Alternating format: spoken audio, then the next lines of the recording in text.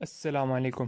آج سے 14 ارب سال پہلے جب بگ بینگ ہوا تو ایک دھماکے سے اس کائنات میں ذرات پارٹیکلز اسپیس میں بکھر گئے اور ایک دھواں بن گیا، جس سے پھر تمام گلیکسیز، پلانٹ اور سولر سسٹم وجود میں آئے۔ لیکن دوستوں، کبھی آپ نے سوچا ہے کہ جب کائنات کا آغاز ایک دھماکے سے ہوا تو اس کی آواز کس طرح کی ہوگی؟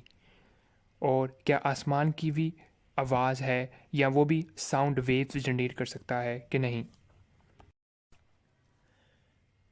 قرآن پاک کی آیت نمبر 11 اور سورت 41 میں اللہ تعالیٰ نے کچھ اس طرح بیان کیا ہے کہ پھر وہ آسمان کی طرف متوجہ ہوا جبکہ وہ دعائیں تھی، تب اللہ نے اسے اور زمین سے کہا کہ تم خوشی یا ناخوشی سے آؤ، تو وہ خوشی سے آئے۔ یہاں پر لگتا ایسے ہی ہے کہ آسمان کی بھی ساؤنڈ ویوز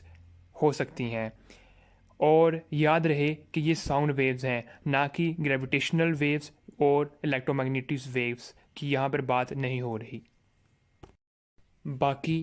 کامل علم تو اللہ کے ہی پاس ہے، ہم تو اپنی لمیٹڈ سوچ سے سمجھ ہی سکتے ہیں۔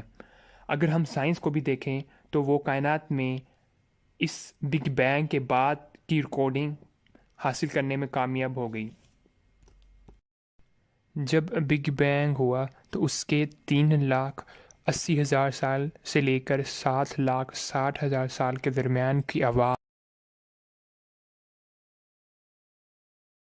آواز کی ویو لینتھ زیادہ کنٹریکٹ تھی، لیکن جیسے جیسے ایکسپینشن اس کائنات کی ہوئی جو کہ ڈارک انرجی کی وجہ سے ہو رہی ہے، تو یہ ویو لینتھ زیادہ سٹریچ ہونے لگی، اور شروع میں یہ آواز زیادہ بلند تھی، پھر آہستہ آہستہ کم ہوتی چلی گئی۔ یہ آج سے 1400 سال پہلے قرآن میں آیت نازل ہوئی تھی، اور اللہ نے اس کا 1400 سال پہلے ہی ذکر کر دیا تھا، اور قرآن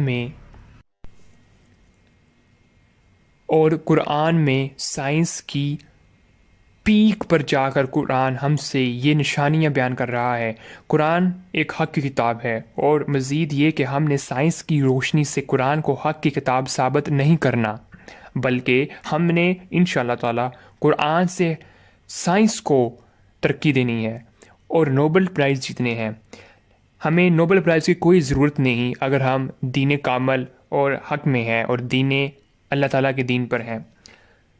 لیکن ضرورت اس بات کی ہے جب ہم ٹیکنالوجی پر آگے ہوں گے، ٹیکنالوجی پر لیڈ کر رہے ہوں گے، تو پھر پوری دنیا، پوری پلانٹ ارتھ ہم سے متاثر ہو کر خود ہی اسلام قبول کر لے گی۔